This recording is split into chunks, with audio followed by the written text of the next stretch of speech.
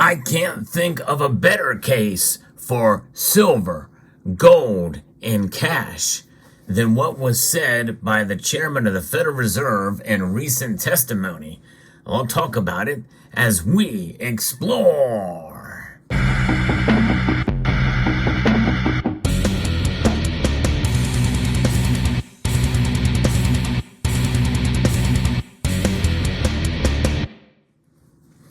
I am talking about the Federal Reserve Chair admitting to everyone that more bank failures are on the way. That is coming. And it's being said out in the open right now. And when Gold Chicks shared with me a link to another financial channel that has talked about this, I kind of, in a sense, brushed it off.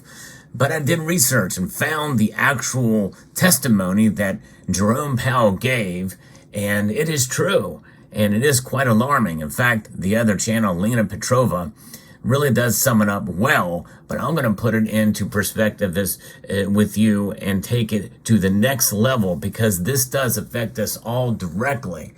Gold and silver and cash. For most of you watching this channel, you know how important they are, but this just makes the case. And I'm hoping that some new folks will see this video and understand why they're so important. This is what Jerome Powell had to say. This is a problem that we'll be working on for years more, I'm sure. There will be bank failures, but this is not the big banks. If you look at the very big banks, it's not a first order issue for any of the very large banks. It's more, smaller and medium-sized banks that have these issues. Now, these issues, what are they?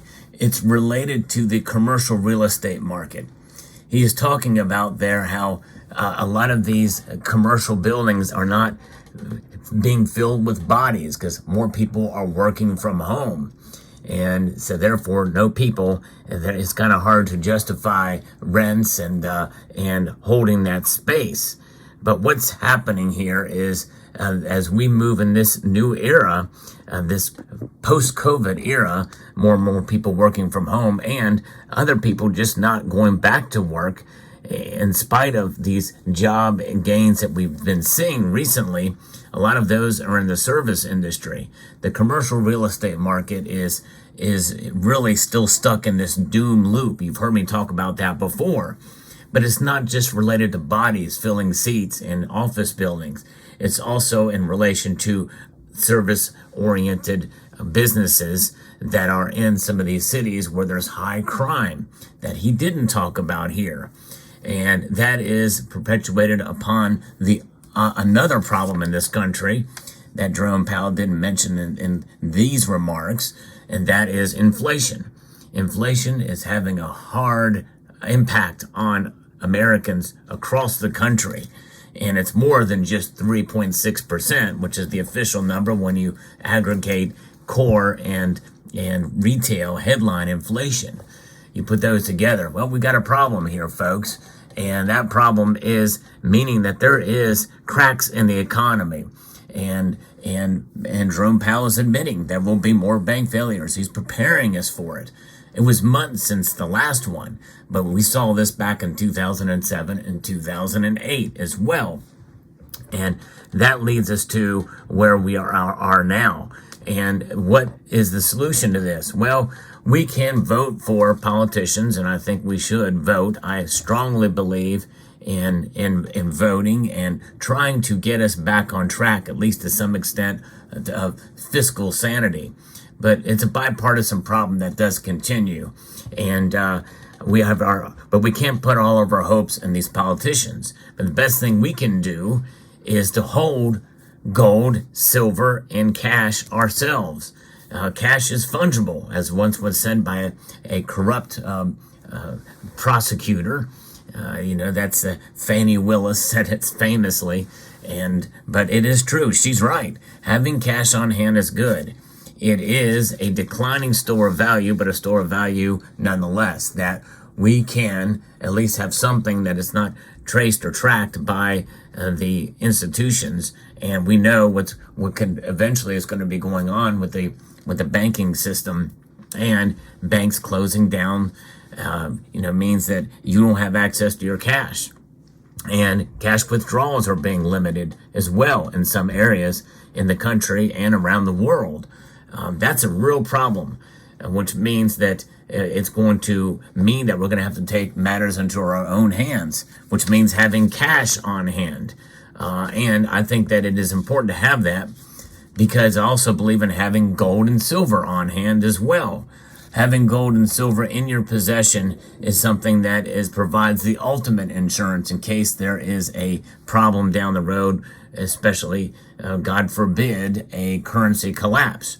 Unlikely to happen anytime soon, but we know that there are problems with a declining store of value with the dollar, and we need those dollars to not only in case of emergency, but also to prepare by buying things that are known to be going up at around at the very least 3%, but likely much higher with other things that we know are going to be higher month over month and year over year. So people are prepping, buying extra goods and services that are not perishable, that will protect them down the road because of this sticky inflation, to put it mildly.